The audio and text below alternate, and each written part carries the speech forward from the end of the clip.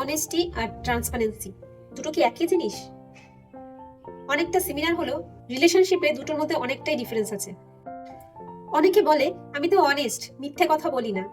But the real question is, are you honest or transparent? Honest মানে হলো তোমাকে কিছু জিজ্ঞেস করলো তোমার সামনের মানুষটা, তুমি তাকে সত্যি কথা জানাবে। বাট ট্রান্সপারেন্সি হলো তুমি নিজে থেকে এসে, সামনে থেকে এসে তোমার পার্টনারকে সত্যি কথাটা শেয়ার করবে। তো চলো একটা এক্সাম্পল নিই।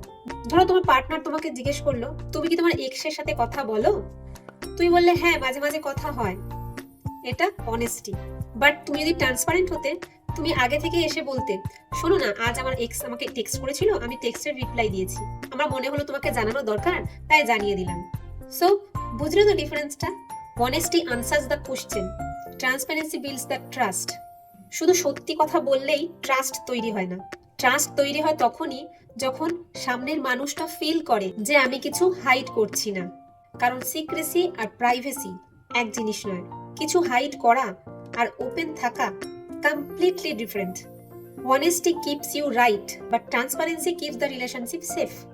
তুমি তোমার রিলেশনশিপে কোনটা বেশি ইম্পর্টেন্ট মনে করো, অনেস্টি অর ট্রান্সপারেন্সি? কমেন্ট করে অবশ্যই জানাও।